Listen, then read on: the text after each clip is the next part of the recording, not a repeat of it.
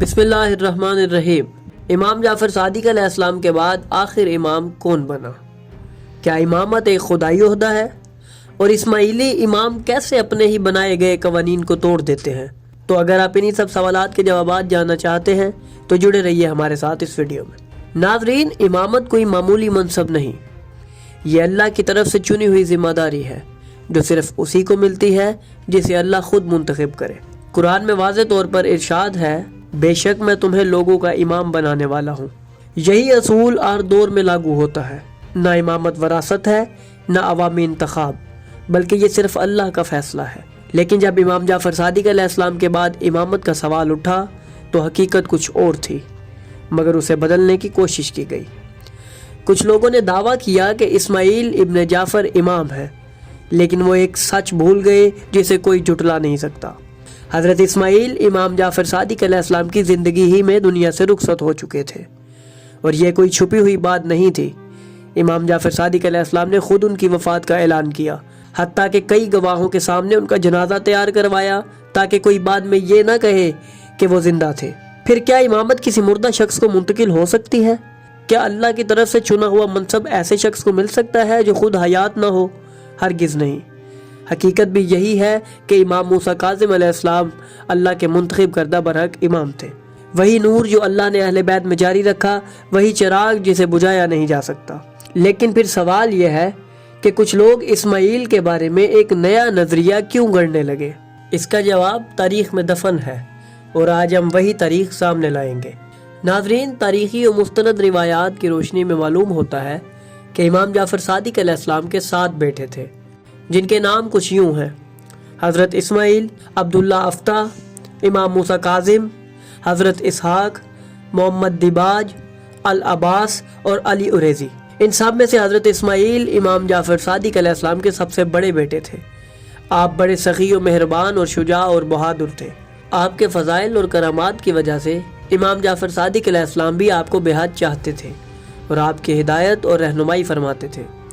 بعض افراد یہ سمجھتے تھے کہ امام جعفر صادق علیہ السلام کے بعد حضرت اسماعیلی امام ہوں گے، کیونکہ ان میں مشہور تھا کہ اگر بڑے بیٹے میں کوئی عیب نہ ہو تو وہ اپنے باپ کے بعد امام ہوتا ہے، اور امام جعفر صادق علیہ السلام کے ساتھ ان کے پیار کو بھی انہی معنوں میں لیتے تھے۔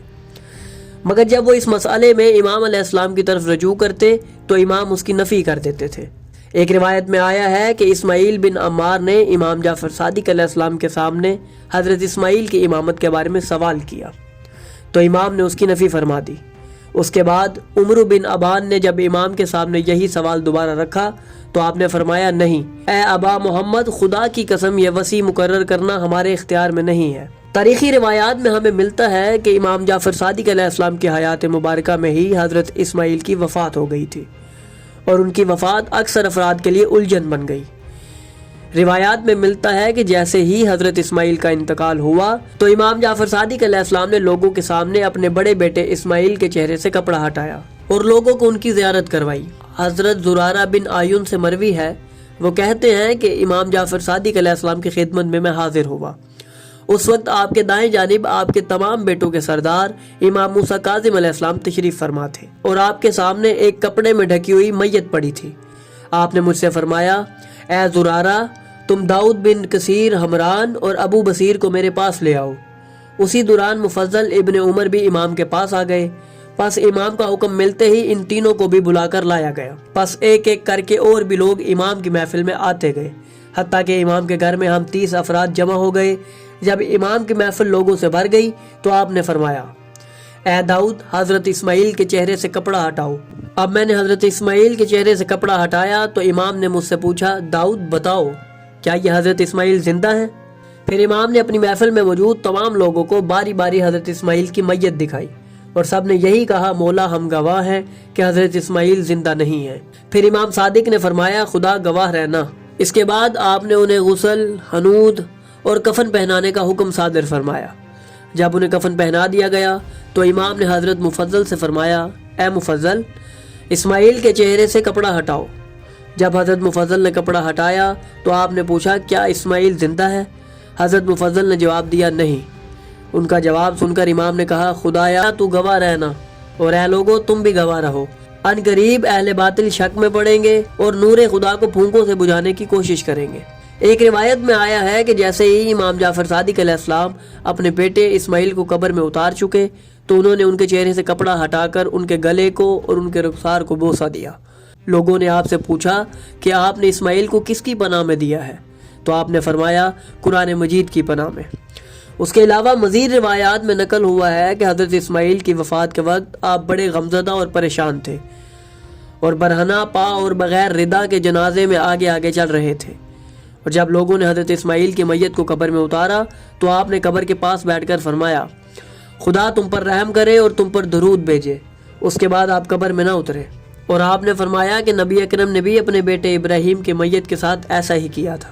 اور امام نے اس موقع پر امام موسیٰ کاظم علیہ السلام کی امامت کا اعلان بھی فرمایا، کیونکہ جب امام موسیٰ کاظم علیہ السلام کی زندگی کا مطالعہ کرتے ہیں تو ہمیں وہ تمام کمالات نظر آتے ہیں جو امام منصوص من اللہ میں ہونا ضروری ہیں۔ پس یہ حقیقت روز روشن کی طرح واضح ہو چکی ہے کہ امامت نہ تو کسی خاندان میں موروثی طور پر چلنے والا عہدہ ہے اور نہ ہی کسی انسان کے انتخاب پر منحصر ہے، بلکہ یہ خالصتاً اللہ کی طرف سے منتخب کردہ منصب ہے۔ مگر اسماعیلی فکر ایک بنیادی غلط فہمی پر قائم ہے، وہ یہ کہ امامت صرف امام کے بڑے بیٹے میں منتقل ہونی چاہیے، چاہے وہ فوت ہو جائے یا نہ ہو۔ یہ نظریہ قرآن اور حدیث کی روشنی میں باطل ثابت ہوتا ہے۔ امام جعفر صادق علیہ السلام نے اپنی زندگی میں ہی امام موسیٰ کاظم علیہ السلام کی امامت کا اعلان کیا، اور یہی وہ حقیقت ہے جسے تاریخ کے اوراق بھی تسلیم کرتے ہیں۔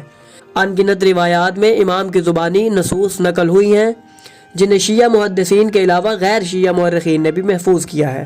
امام موسیٰ کاظم علیہ السلام کے علم، تقوی، ولایت تکوینی اور معجزات نے ثابت کر دیا کہ یہی وہ ہستی ہیں جو اللہ کی حجت اور زمین پر اس کے برگزیدہ امام ہیں۔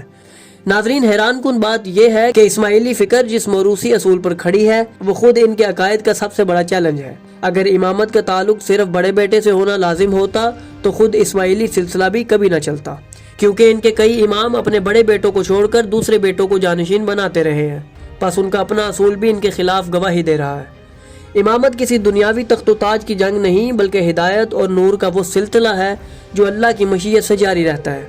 جو لوگ نص صریح کو چھوڑ کر شک و گمان کے اندھیروں میں بھٹک گئے ہیں وہ حقیقت کے نور سے محروم رہ گئے ہیں، مگر حق ہمیشہ باقی رہتا ہے، اور وہی لوگ کامیاب ہوتے ہیں جو اسے قبول کرنے کی جرأت رکھتے ہیں۔ تو ناظرین، اگر آپ کو ہماری یہ کاوش پسند آئی تو ہماری ویڈیو کو لائک کریں، ہمارے چینل کو سبسکرائب کریں اور بیل آئیکن کو بھی دبا دیں تاکہ آپ کو ہماری آنے والی مزید ویڈیوز ملتی رہیں اور آپ علم سے مستفید ہوتے رہیں۔